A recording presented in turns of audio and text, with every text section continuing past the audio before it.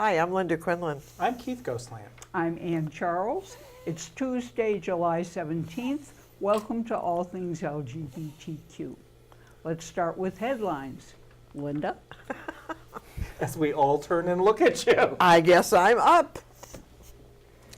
GOP candidate Cortland Sykes of Missouri says feminists have snakes in their heads. Trump hopes to steal money from the AIDS program to find migrant children who have been imprisoned. Just before Bill Shines, a former Fox executive and now Trump's communication was hired, his wife's Twitter account disappeared. Trump sides with formula manufacturers to stop pro-breastfeeding resolution at the United Nations. The Chicago Tribune reports on an invisible group, LGBTQ seniors. Hawaii Supreme Court decides to hear a case, declines to hear the case of the bed and breakfast that denied rooms to lesbian couples. Tab Hunter dies at 86, and we'll have more about that. Wisconsin voters chose Trump, but will they keep Tammy Baldwin, who was the first U.S. senator in history, and she's fighting for her political life there.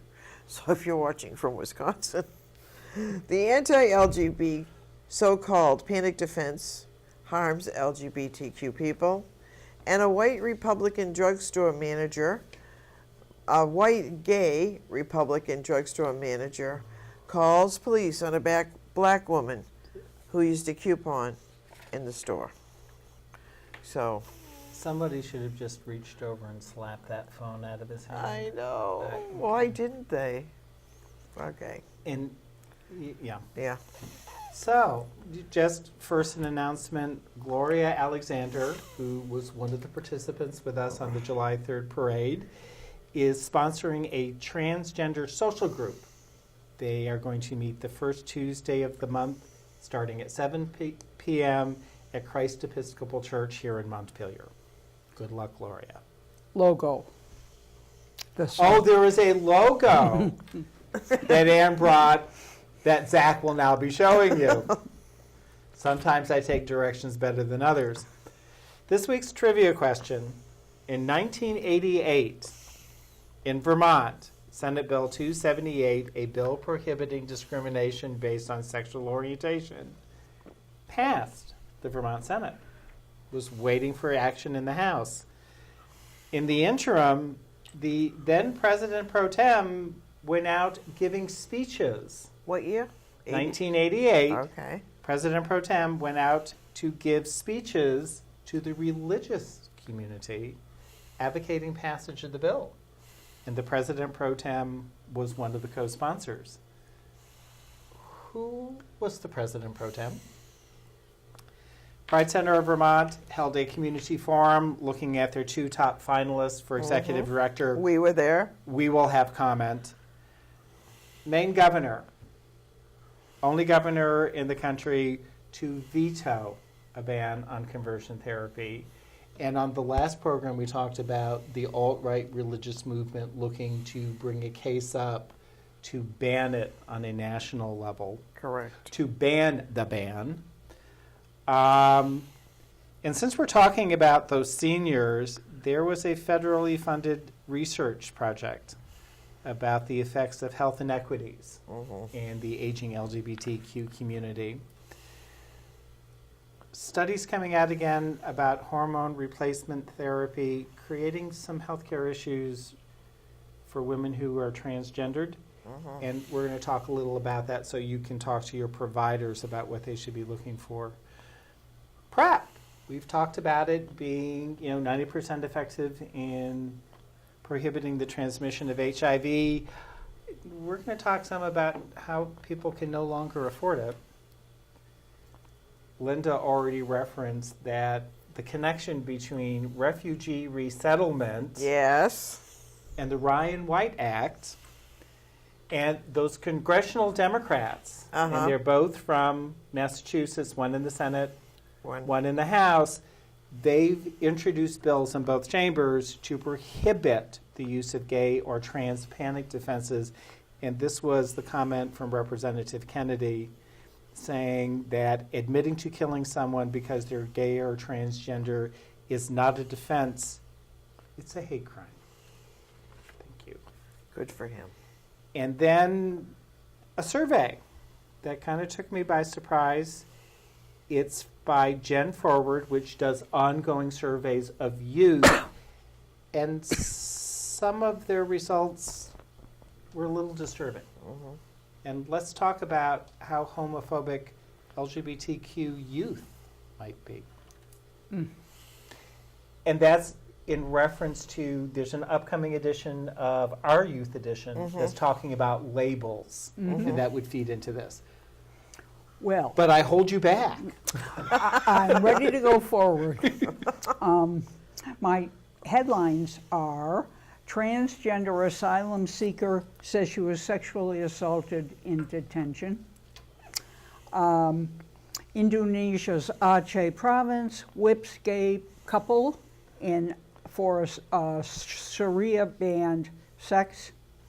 London Pride. Two sides of Scotland's pride. A survivor of Chechnya purge kidnapped by his father. Wow. These stories I probably won't get to. The Knesset rejects surrogacy for homosexual couples. Portugal Parliament approves new gender change law.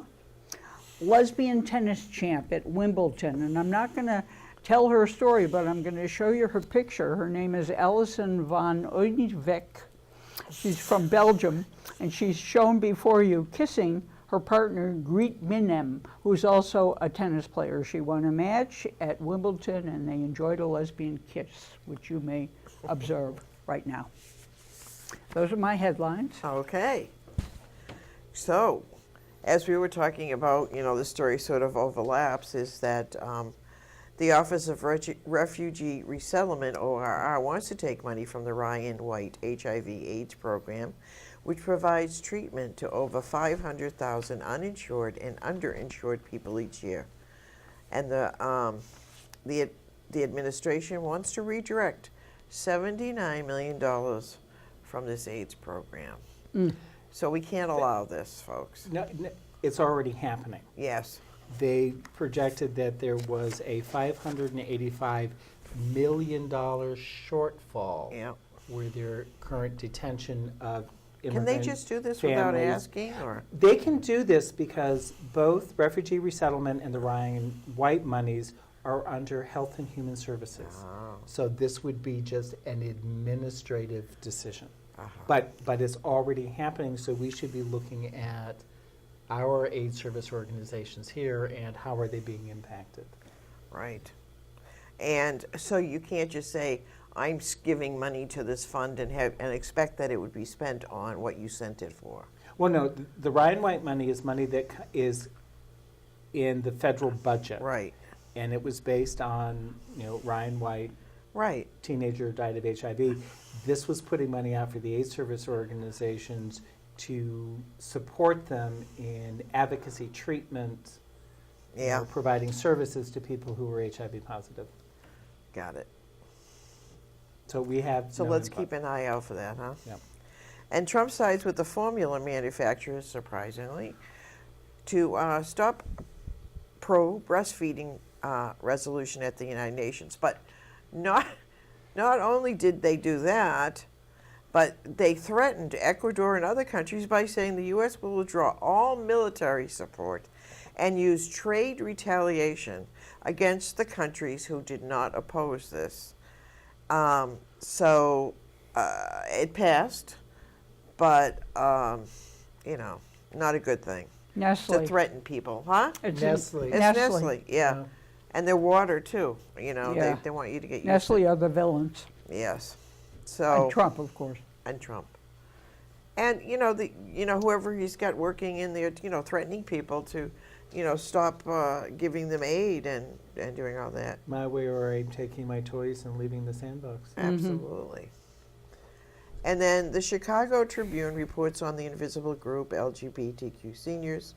In 2016, Kenneth McLeod was about to turn 90 and he was looking to move to a retired community An estimated 2.7 Americans 50 and over identify as LGBTQ, and this number will exceed 5 million by 2060. LGBTQ seniors fear most these homes will not be friendly to them. And in 2015 report from the advocacy group Justice in Aging found that 2/3 of older LGBT people felt they could not be open with staff and nursing in a nursing home or in their assisted living spaces. So that is not good. 5 million of us, we should be able to start our own villages. I wish we could. We could start a village like in Florida, you know, the Exactly. villages. I don't want to go to Florida. No, but we can. Sorry. This is going to be a longer conversation over dinner. Yes. Hawaii Supreme Court declines to hear a case of a B&B that denied a room to a lesbian couple. The lower court ruled that the business violated Hawaii's anti-discrimination laws when it denied a room to the couple. Aloha B&B says same-sex relationships defile our land and were represented in the court by, of course, Americans Defending Freedom, which claimed a religious justification for discrimination. So, and just one more, Scarlett Johansson will not play a trans man from the backlash from the LGBT community. She was set to play transgender man Dante Tex Gill, who owned a string of massage parlors in Pittsburgh that were fronts for prostitution in the 70s and 80s. And this was a film about his life. Two victories in a row. Huh? Yes. Hawaii and Scarlett Johansson. Yep. Okay, we could do our villages in Hawaii. Okay, all right. I There would we- love to go to Hawaii. Dinner is going to be much easier now. So, Pride Center of Vermont, they are down to their final 2 finalists for the position of executive director. One of them is Reese Kelly, who is currently an assistant dean in the Office of Pluralism and Leadership at Dartmouth College. Also is a co-facilitator of the Upper Valley Gender Group. Mhm. You know, we talked a lot about building the organization and sort of taking it to its next step. The other finalist is Mike Benson, who is their current director of their health and wellness program. And has been on our show. Who we have interviewed in the past and who's actually one of the founders of the Pride Center. Yeah. It was a very interesting process. Their approaches were slightly different. Mike was looking at, we need to do a needs assessment. Where are we now? Where do we need to be going? What are the true needs of the community? Reese was sort of that institutional development funding model. What they both kind of missed, and we certainly had comment over pizza, developing programs for women in the aging LGBTQ community. You know, it's still a blind spot. They both talked about reaching outside of Chittenden County, which to us was very encouraging, but also looking at the aging LGBTQ, which you've referenced. There was a federal research project, Aging with Pride. I think it means that my Johnny has You been see laundered this? recently. Yeah. me too. And they did a survey of 2,500 50 to 100-year-old LGBTQ people. Wow. I think that would include us. Could include all of us. This is an ongoing study, and some of the things they found, a higher rate of both disability and mental distress compared to older heterosexuals, higher incidence of cardiovascular disease and obesity in older lesbian and bisexual women. I'm going to be watching what you eat at dinner tonight. Higher incidence of poor physical health and living alone for older gay and bisexual men. They went on to say the participants had faced serious adversity with 68% experiencing verbal harassment, the fear of I'm going into this long-term care facility and how will I be treated. 43% facing threats of violence. This is seniors. This is, and there was also a report of lack of access to care. 22% of older transgender people not being able to afford medical care. 21% not disclosing sexual orientation or gender identity to their doctor. The same as what you were saying Right. for the... And you know, this seems to be a blind spot in a lot of places for funding, for help, for what needs to happen in the community. And Vermont is an aging community also. Aren't we so, just? yeah. And we're not automatically included in studies, task force. We are these invisible Yep, seniors. yep. And just sort of my last study coming out, and this is not necessarily new information, looking at women who are transgendered, hormone replacement therapy increases heart and circulatory problems, such as heart attacks, blood clots. It is one of those things for which you need to ensure that your healthcare provider is aware of everything else, and they're looking for these things. And monitoring you for this, yeah. And again, one of my, stand on my, soapbox and yell is cultural competency in healthcare providers. Do you understand the healthcare issues of the LGBT community, and particularly now the LGBT community as it ages? Yep. So, on that, Well, On are you taking me to Scotland? no, I'm not. I'm going to Okay. start out with on a mournful note. It's not international news, so I didn't include it in the headline. But feminist writer and activist Melanie K. Kantrowitz died. She was at 73. She lived in New York. She was 73 years old. She lived in New York. She was a vocal, articulate Jewish lesbian who was active for many years. She was editor of Sinister Wisdom. She contributed to Nice Jewish Girls, the 1982 lesbian anthology. Two of her volumes that I read are My Jewish Face, collection of short stories, and the issue is Power.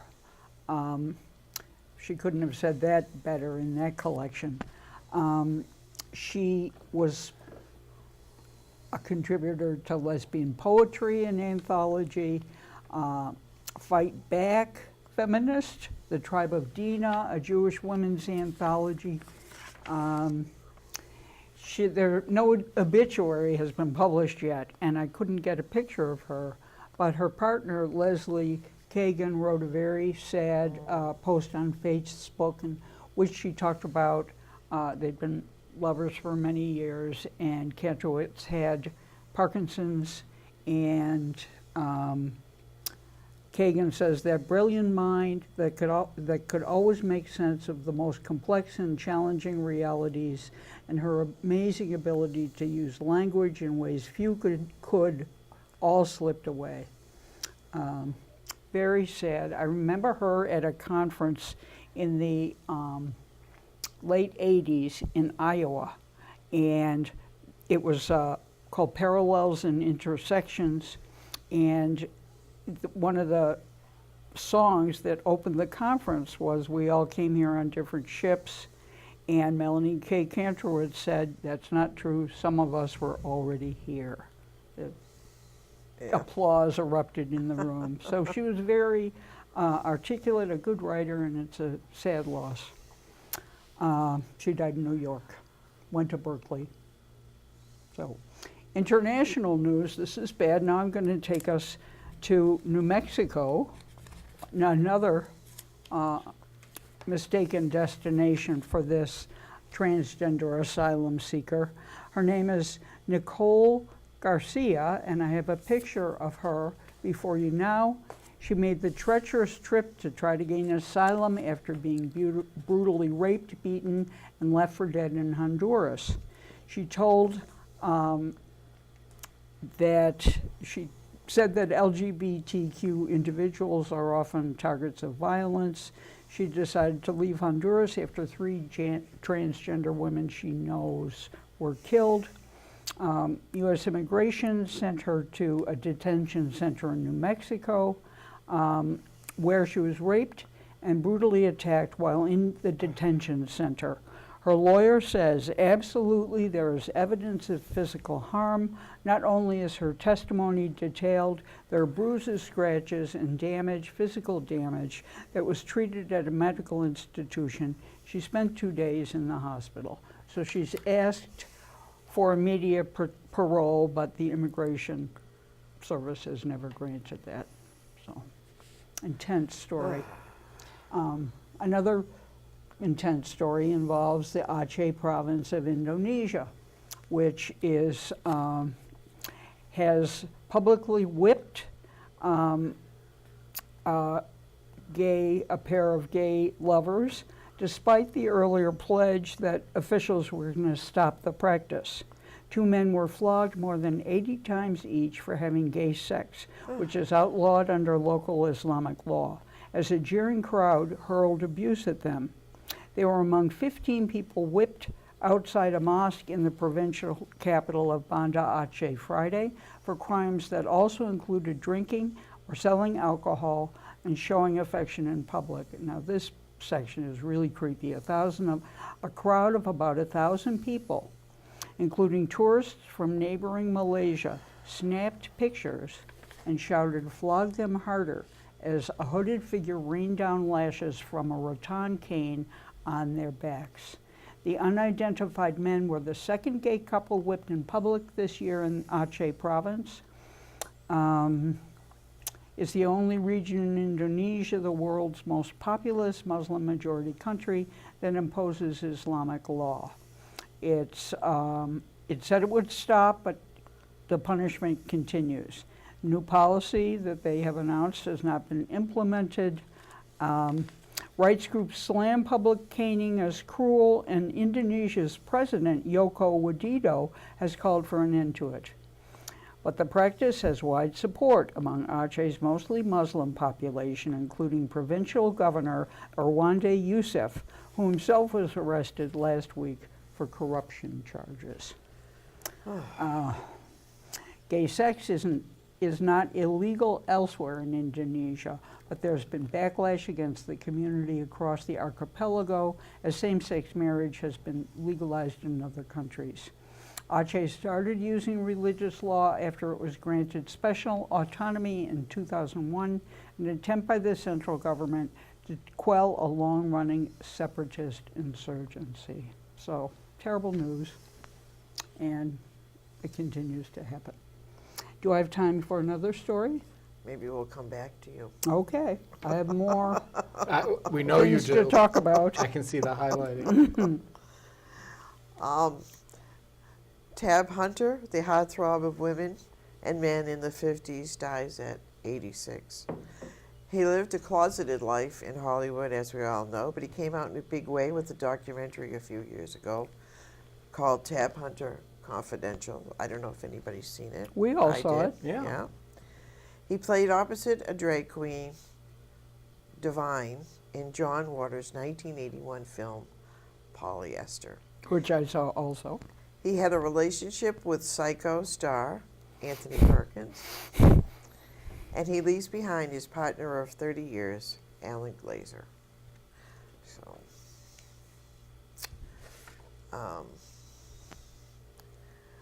new movie, Saturday Church, shows a search for identity among the grittiness and beauty of New York City's homeless LGBT community's youth. And I have a little trailer of that we will show.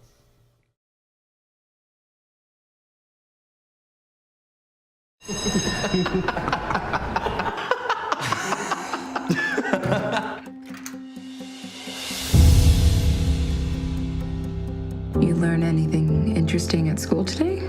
Not really. What do you think is going to happen to him in this world? His father's dead. He's crying out for help. I don't know why you're freaking out. Mom and Dad told you not to wear Mom's clothes. I won't do it again. I'm Ebony. Ulysses. What kind of name is Ulysses? I think it's kind of cool. I like it. Where are you going? Saturday church. You want to come with? You want to join them? Have you ever painted your face? You forget my face and you forget my name and you. This needs to stop. I'm trying my best. Try harder. He lied to me. How dare you! Oh, don't you ever think about coming back here again!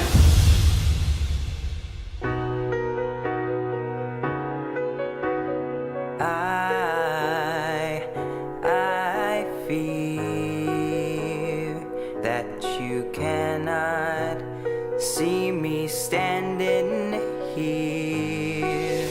I said goodbye, goodbye to life. Babe, you know I'm moving on. Oh, yes.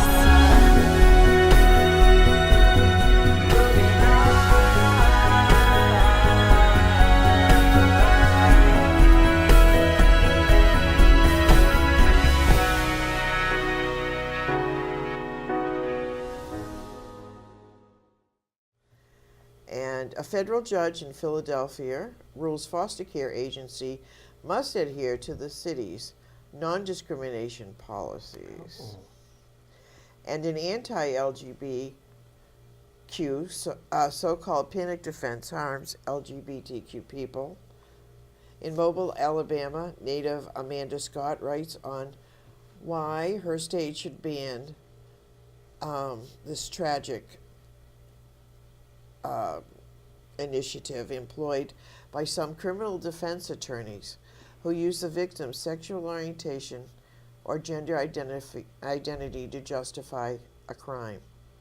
Alabama does not have a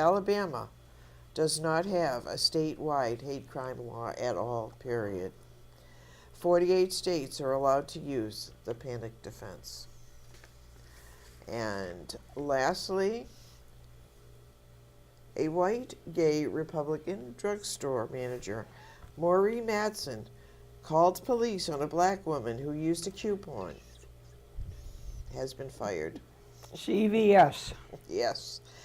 Camila Hudson, 53, went to CVS in Edgewater, Illinois, attempting to use a coupon that the drugstore manager thought was fraudulent. The Log Cabin Republicans said, though, however, that their organization advocates for equality and inclusion of all Americans and do not take sides with Mr. Maury.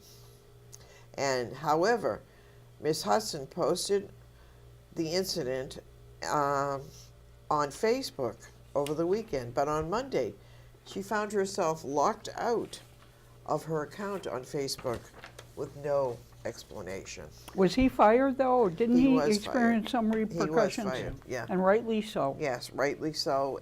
But her Facebook disappeared, which, she posted, and then the next day she got on and she had no more Facebook. So that's kind of interesting. But anyway, on to... Real quick follow-ups. The American Bar Association sent out a notice to state attorney generals last year advocating for a ban on gay, trans, panic defenses. California, Illinois, and Rhode Island are the only states that haven't enacted it thus far. Child custody, as part of the current House Appropriations Committee bill, they're putting in a provision that would allow a child welfare agency not to place a child based on religious beliefs. Step forward, a step back. Before I forget, and this is a personal and community loss, the Freedom to Mayor Task Force has sent out a notice that Judith Lashoff, who is a long-time Vermont activist, has died. And she passed over from breast cancer. And Judith and her partner Thelma were early organizers in Vermont in '86. Wow. When it wasn't so safe to be out, and she had been a very vocal and active member up until her passing. So, safe passage, Judith. Gen Forward. This is an ongoing survey. The most recent poll of approximately 2,000 young adults ages 18 to 34, okay, we almost count, came up with some interesting things. I want to get the question correct. Here was the question. The increasing acceptance of homosexuality in our society is causing a deterioration of morality. So, And the answer is? 59% disagreed with it, Uh-huh. which means close to 40% agreed. LGBTQ youth, our young adults, 21% agreed with the statement. Wow. So there were some theories about, okay, so what does this mean? And they weren't really sure. And one of the places where they land, and it was from, the sociologist's perspective, is stigma attached to the word homosexuality, that many of the young LGBT people who participated in the study did not identify as LGBT. So that may be, and then it was, research has taught us that people can simultaneously hold two contradictory positions in their heads. That sort of unresolved dichotomy that. Another possibility is that the result means exactly what it appears to mean. 21% of our young adults are homophobic. Many of the young LGBT people may suffer from internalized homophobia, so they believe that homosexuality is immoral. So I will be very interested to see our youth on the youth edition, because they had said on their next show they really want to talk about labels and how we identify and the meaning it has, and see if it might glean a little more insight into these survey results. Because I'll tell you, I was somewhat surprised by them. And then my last piece is about PrEP, which we've talked about, prophylactic treatment to prevent the transmission of HIV. And they still advertise it on TV? Truvada, 90% effective. It is so effective that the pharmaceutical companies keep increasing the cost, so the insurance company is increasing the amount of copay, and the pharmacies are not really getting a return, so they're not accepting the discount coupons. And then there is the current regime's efforts to defund for the subsidies for the Affordable Care Act, which means we have a treatment that would be very effective in keeping you safe, only you can't afford it. That is obscene. Yeah. More good news? Well, and I was going to say, and it really quickly, it sort of leads into, there are some changes that are, in addition to taking Ryan White and putting it into refugee resettlement, they're also looking at some of the education funding. So it's pulling back from rural areas, and it is only going to go to large districts, and they're decreasing the number of districts. And you have to be able to outreach to 10,000 students. Hard. It's incredible. So you're going to bring us home. I have some upset in our community.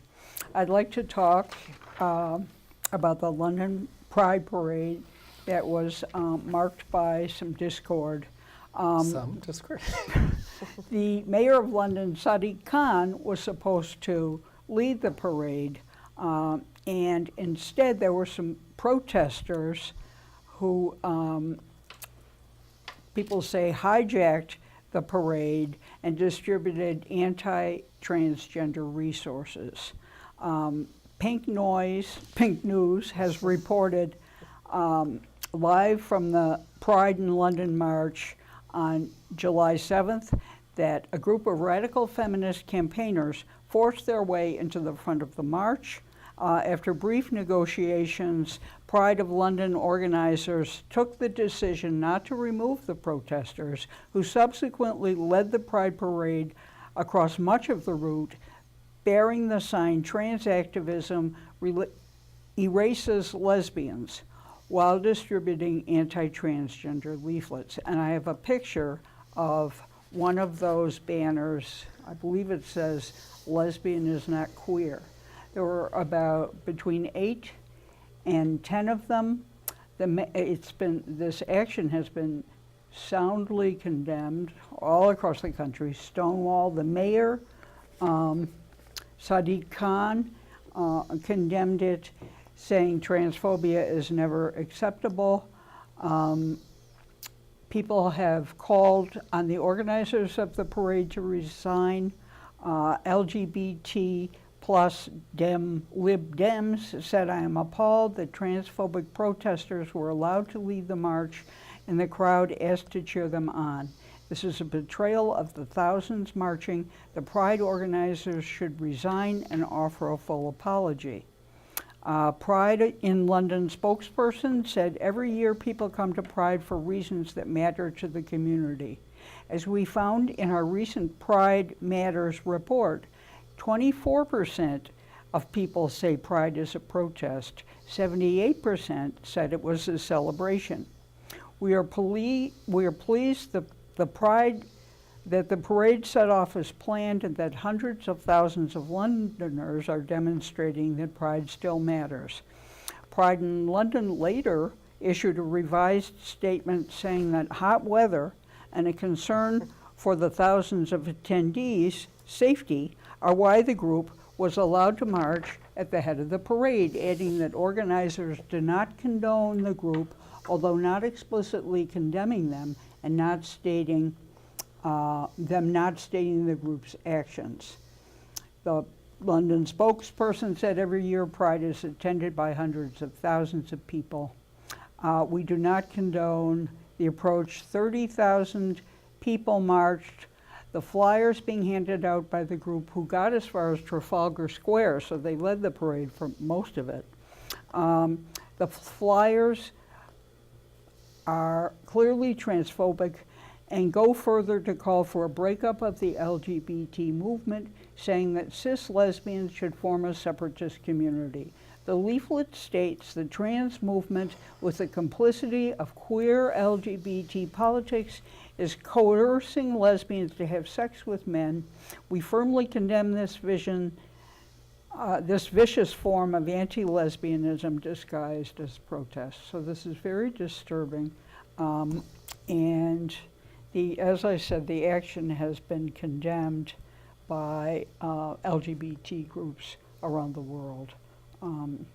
And as Keith and I were saying, it's like we're going after each other in these terrible times, and it's very regrettable. So, Scotland. The Scotland parade has several features, including Scottish's First Minister Nicola Sturgeon, who, and I have a picture of her before you, who on Saturday led Scotland's largest ever LGBT Pride March. She served as honorary Grand Marshal for the Glasgow event, at which 8,000 people were expected. Photos of the event, you see a photo of her with makeup, giving a speech, little rainbow cheeks. Photos of her show her in a t-shirt with the phrase "Choose Love" printed in rainbow colors. "Proud to lead this massive Pride Glasgow March today," she wrote on Twitter, celebrating and reaffirming the values of tolerance, diversity, equality, love, and respect. She, of course, we all know if we watch the national news here in the U.S. that Sturgeon addressed reports that Trump has complained about her to the British Prime Minister because she marched in the parade instead of meeting Trump when he was in Scotland. Yay. She said she was a wee bit tickled that Trump trashed her to Theresa May. I find it hard to believe that the President of the United States, with all the big important issues that he has to deal with on a daily basis, finds the time to rant about me. I like her. On the telephone to Theresa May. If it is true, I suppose I should take it as a compliment. I certainly don't spend that much time talking about him. So, Yes. Whoa. one more? You got 2 minutes. All right. Scotland Pride, there was a little bit of a problem because they sold tickets and oversold, and a lot of people paid in advance online and couldn't get in, and they were made to wait in line. Some people had heat stroke. It was They charge money to go? yes, they did. It was Oh, for blisteringly God's sakes. hot. So In Scotland, it never gets above 65. well, it was hot. People got sick. Okay. Hot is a relative term. The event was at capacity. They want refunds. So far, they haven't gotten them. Are you serious? One of the complainants said. And over dinner, we will have a conversation about how Pride is becoming more and more corporate and Yeah. paying to attend. Yeah. An And now event of your charging own to get community. in for your Right. own community? That's ridiculous. Inexcusable. Celebration Some of versus politics. Yeah. Versus, So, but you have an interview to introduce. Why? Thank you, Keith, for mentioning that. And it's a wonderful interview. Yes, Why, it's very thank you. nice. I credit our guests entirely. Their names are Brenda Churchill and Aaron Marcus, and here we are. Hello, I'm here with two activists in the community, Brenda Churchill, whom you've seen before, and a new guest, Aaron Marcus. We're all here because they're engaged in a very interesting project that we've invited them to tell us about. Aaron? Okay. What is the project? The project is called Ask a Transgender Person, as the sign indicates. And it's actually a very simple idea. We hold a sign that says, Ask a Transgender Person at farmers markets, and people come up and feel invited to ask questions. How long have you been doing this? We have been doing it since about fall of last year. Is that right? You were in Montpelier. When was it? When did I start? When did the first one start? I can't I believe think it was forgetting. last summer. A while. We could be accurate with the Yeah, end it of was summer. last. It was last fall. I thought of the idea the winter before that, so 2 winters ago. So it was your idea. Yeah, well, sort of. I wouldn't claim entire credit for the idea. It actually, the thought came up when I was in Saratoga Springs, and there were 2 lovely young men standing on the corner with a sign that read, Ask a Muslim, or Ask a Muslim Person, I can't remember which. And I just thought it was so beautiful and so needed. And instantly I saw this parallel between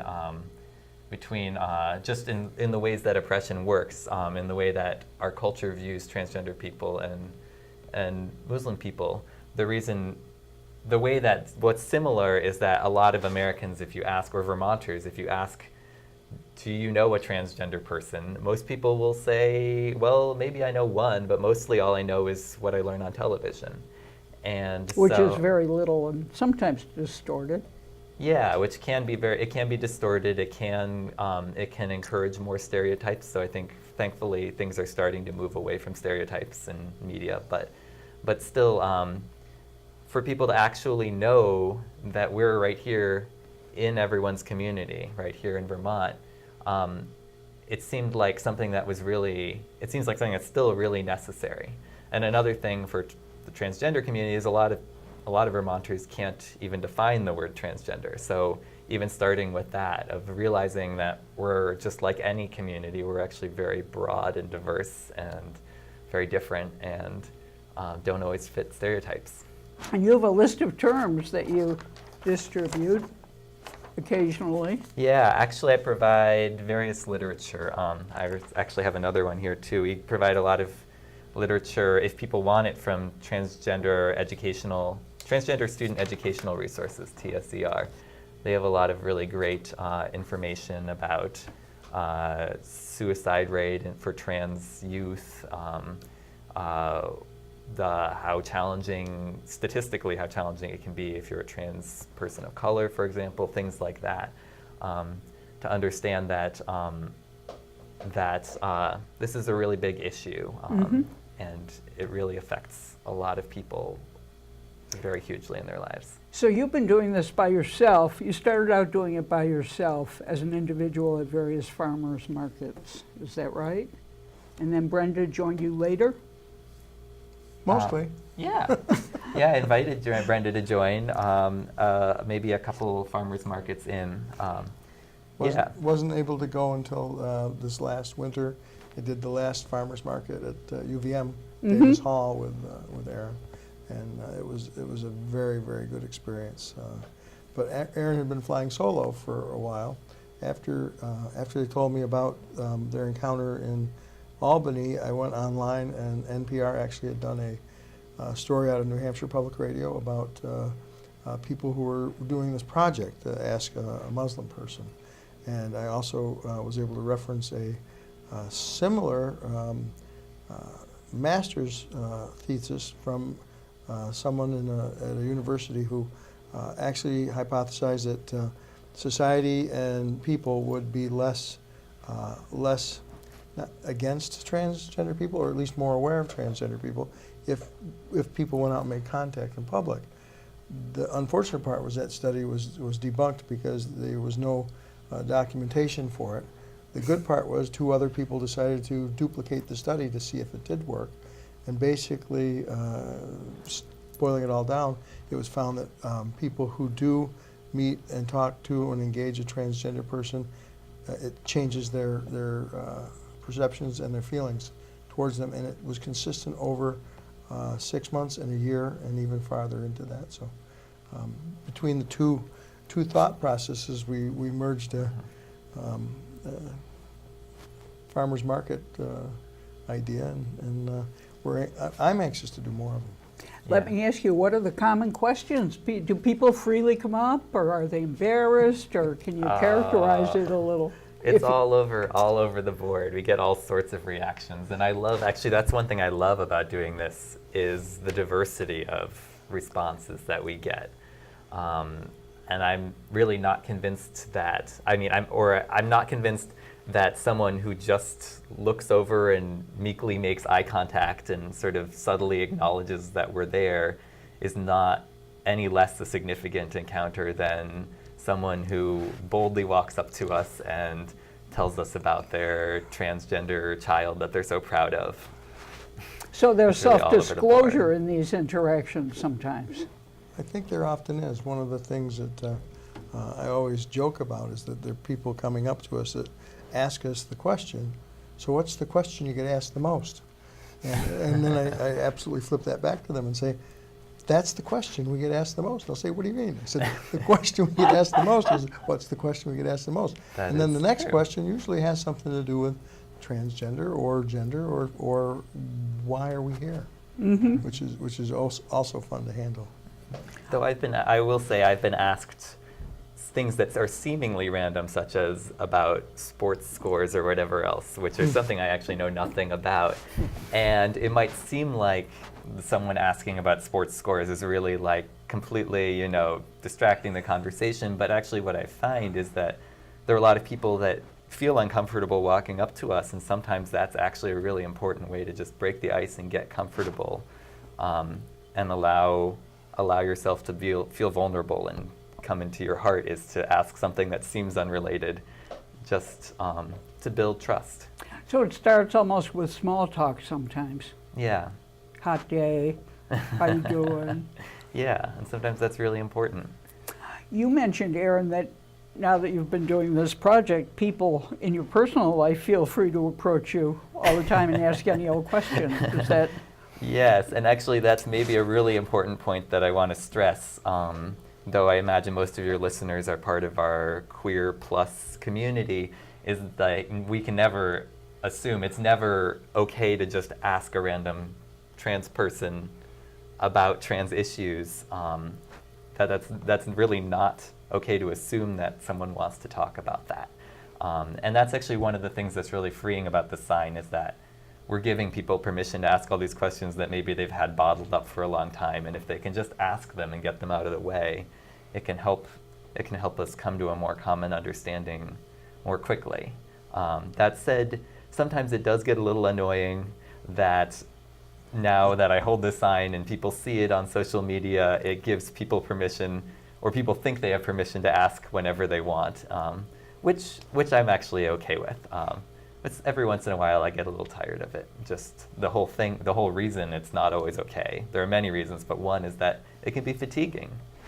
It gets exhausting to talk about this. And an invasion of privacy, depending on the question, Exactly. I would imagine.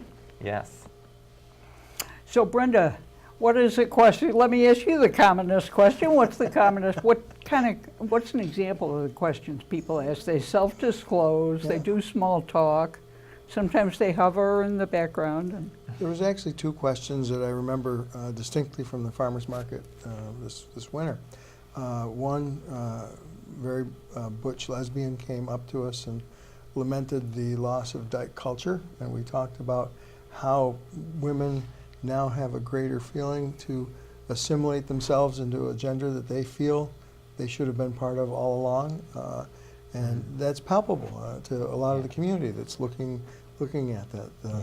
Another question that I got asked was by, I think it was a grandmother, and her daughter was a little bit behind her, and she was talking about her daughter has a transgender friend at school that just came out, and they want to know how to assist or help them. And this was really one that came back around to me, because that individual knew who I was and thanked me afterwards, because I just said something very simple. I said, keep that person safe, get your friends together, talk about it with that person, and let them know that they are safe, and make sure that you don't tolerate any bullying or any harassment. So it was pretty simple, but they followed that and told me about it, and they said that was absolutely good advice. So it was it was nice to see that come back to me. So it becomes a dialogue a lot. Yeah, and often people ask, I think when we invite this vulnerability, what I found is that a lot of people ask really deep questions that don't have easy answers. For a similar question that I got asked to that about someone having a colleague coming out at work and wanting to be really supportive during their transition, and being afraid that they were going to use the wrong pronoun and mess up, and that can be scary and intimidating, and just being able to have a heart-to-heart conversation about how we can be supportive, how we do mess up, and how we can forgive ourselves and move on, and not put the angst on the person who's in the process of transitioning. Do you feel nervous when you do it? Do you mean for our safety? Yeah, or just in general, to go out and put yourself out there. I don't. I've spent very much the last 18 months or so in the public eye, having worked at the State House and been to events and working with various political parties and making sure that we have representation as transgender people to these organizations. So I think, I wouldn't say I'm immune to it, but I feel comfortable in front of people and talking to people. So it's not scary for me. Yeah, I will say when we've done this, we have gotten in touch with the local police in the area, and said, this is what we're doing, just so you know we're doing it. We have not had any problems. One reason we choose farmers markets, which are in broad daylight in the middle of the day, is because we think they're just a safer forum to have these conversations. Safety, I mean, potentially, though we haven't had any problems yet, safety potentially is an issue, and that's one of the reasons we're doing this, is because we want to get to a time and a place where everyone really can feel safe. And right now that's really not the case. And I feel privileged that I really can feel safe, or at least pretty safe doing this.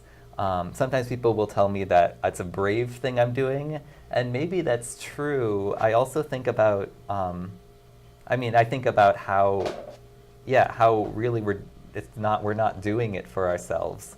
And also really important that, my great-grandfather was killed in the Holocaust for being a socialist, and I have other ancestors who I would much rather honor what they did for, or their loss. I think they would be proud to see me not just letting this, not just being complacent about these issues anyway. Believe it or not, our interview is drawing to a close, but let me ask both of you for parting words, last words. How do you want to leave, anything you want to leave us with? If you're an organizer of a farmer's market and would like to see us show up there on a weekend or a weekday, get in touch with myself or Aaron through Orca Media. I think that would be a really good way to bring it to your community. Yes. And I'm happy to talk about the subject anytime. Yes, and also if you would like to be someone who's asked who'd like to hold a sign, and you may not identify as transgender or non-binary or somewhere in that spectrum, you may also be a mom of a transgender person, and that could be really fun to have parents of transgender people or other also involved. So anyway, contact us if you want to be involved, or if you want to start something up independently in your community somewhere else in Vermont. We have a pretty good blueprint for you. Yeah, we can give you some a list of what's worked and what hasn't and how to get started.